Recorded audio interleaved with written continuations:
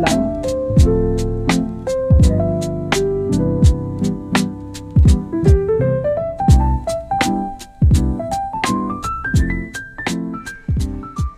Okay.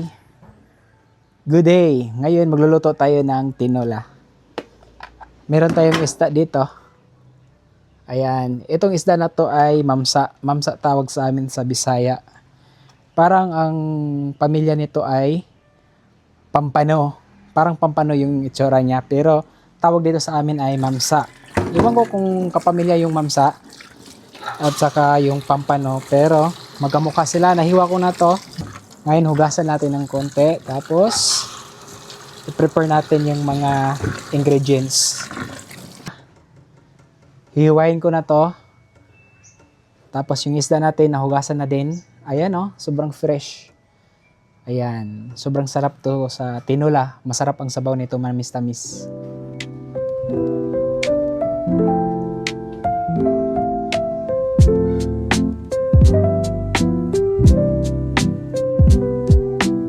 Simple lang gawin natin.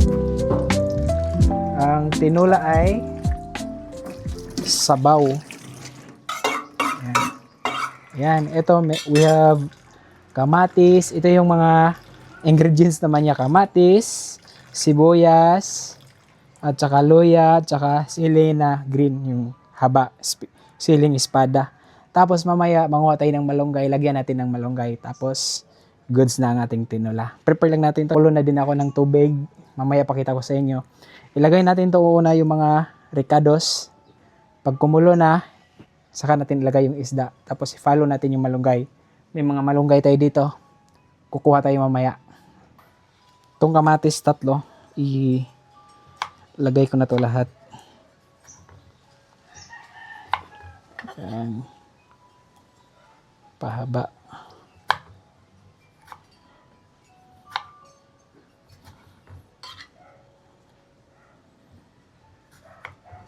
Masarap yung kamatis sa tinola kasi maasim-asim. Parang sinigang pero hindi lang tayo maglagay ng pangpaasim. Kumbaga neutral lang yung sabaw. Ang magsilbing parang magpapaasim sa kanyang konti ay itong kamatis.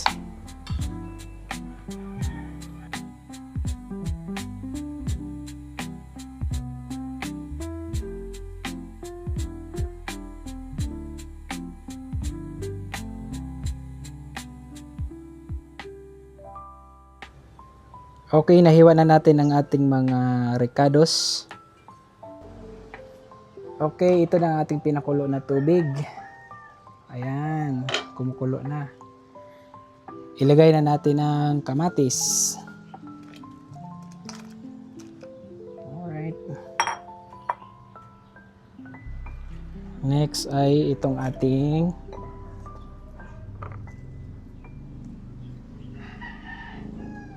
sibuyas bombay. Sama na natin, sabay na natin yung sili at ang ating ang tawag nito, ginger. Okay, ayun na. Tapos pakuluin pa ulit natin. Pag kumulo na mamaya, sunod na natin yung ating isda. Ang ganda ng party ng ating isda kasi may ulo. Ito yung masarap sa sabaw. Ayan o. Hihintay nating maluto ang ating mga ricados nilagay. Hintayin muna natin yung maluto. Saglit lang, mga siguro 3 minutes. Kukuha muna ako ng malunggay.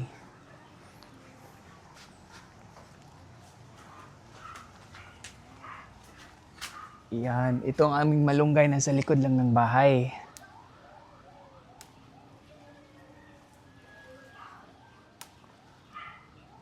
Malapit lang sa kusina namin ang malunggay para pag magluto, bilis lang makuha. Priskong prisko.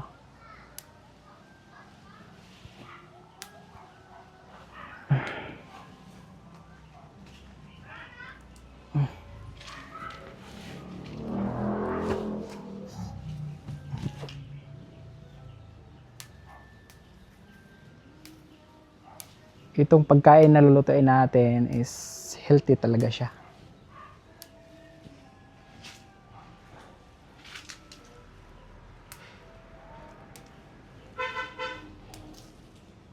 Okay? Okay na to? Okay. Kumulo na din. Ito oh. Kumulo na din. Tapos may malunggay na tayo. Lagay muna natin to dito. So, yung fish, ilagay na natin. Yan.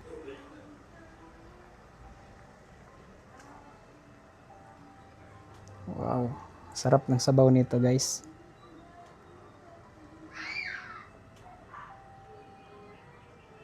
Wow.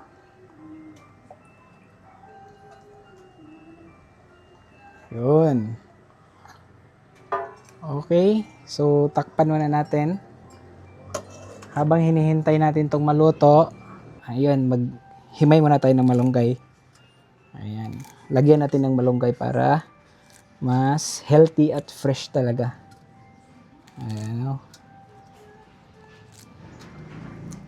Sarap ng malunggay sa tinola. Ito yung mga lutong probinsya talaga. Pag nasa probinsya ka, guys, lalong-lalo na dito sa Visayas, alam mong luto na to kasi ito yung common. Madami kasing fish dito sa amin. At araw-araw pwede ka makakabili ng napaka-fresh na isda. Tapos yung pinakamadaling luto ay tinola. Ayan. Tapos lagyan ng malunggay. Ayun. Napaka-fresh at healthy pa yung pagkain natin. So, para sa lunch natin to ngayon. Ha?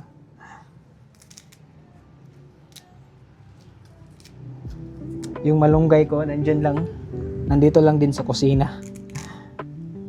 Nasa outdoor kitchen namin, nagtanim kami ng malunggay, meron din kaming yung tanlad, lemongrass, meron din kaming tanim, may tanim din kami na yung kalamansi, yung mga bisik.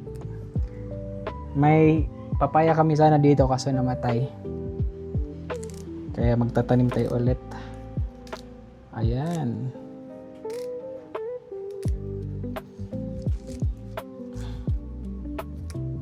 Paki-comment guys kung nagustuhan niyo yung aking recipe ngayon. Yung mga recipe natin niluluto ay yung basic lang talaga pang araw-araw ba. Yung mabibili lang sa pang araw-araw na pagkain natin.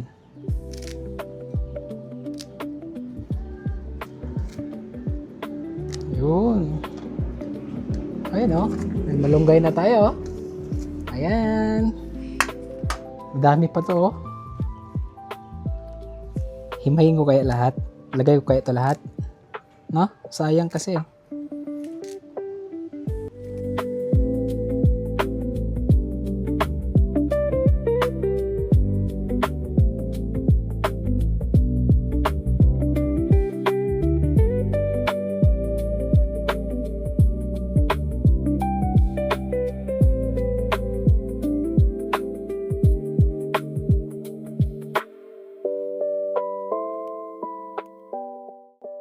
Hugasan na natin to, tapos pagluto na yung fish, lagay na natin.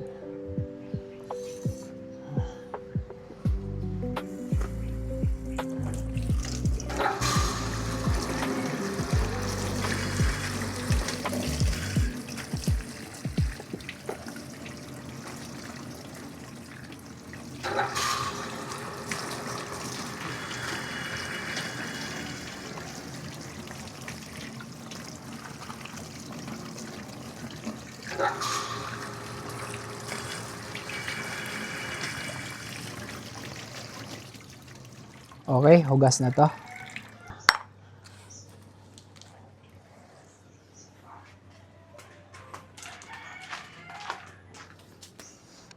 Okay, check na natin ang ating isda. Init. Wow. Oh, tingnan nyo yan. Sobrang sarap na.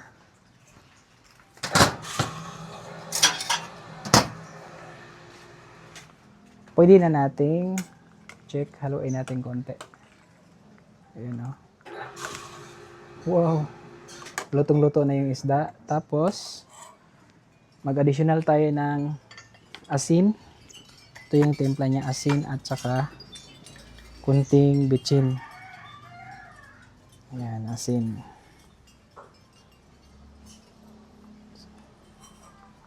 Yun lang. Mamaya na tayo dagdag pag kulang. Yun lang. Napakasimple.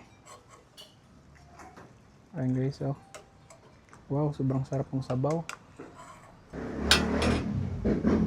Okay, lagay na natin tong malunggay natin. Kumukulo na. Tapos, saglit lang. Pakuluin natin. Tapos, okay na. Para hindi malanta ang ating malunggay. Green pa din.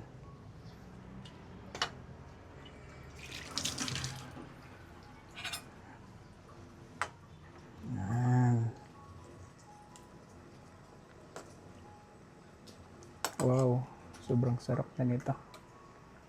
Oh. Wow.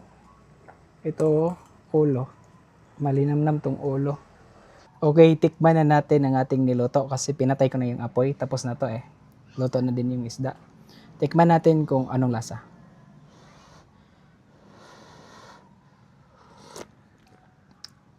Wow, sarap. Medyo maanghang-anghang tapos manamis-tamis. Tingnan yung sabaw guys, oh. Napakalinaw yung sabaw. Kita nyo ba? Ito yung gusto kong mga sabaw na malinaw lang. Yung mga malalapot kasi na sabaw parang para sa akin mamantika, hindi siya healthy para sa akin.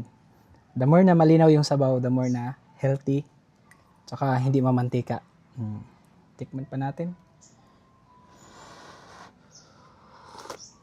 Wow, sabaw, sarap. Goods na to. Tapos ang ating tinola. Kakain na tayo. Ayun oh. Wow. Wow, look at this.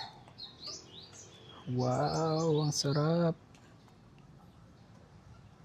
Wow. May malunggay. Malunggay, kamatis. Yun lang, napakasimple ang ating recipe ngayon guys. Sana nagustuhan nyo ang ating recipe ngayon. Kung nagustuhan nyo ang ating mga video at ganitong pagluluto, paki-comment na lang down below. At sabihin nyo kung nagustuhan nyo at kung gusto nyo gayahin, napakasimple lang yan. Sundan nyo lang yung video ko. Okay. Ihain na natin to sa ating lamesa at tayo ay kakain na. Let's go!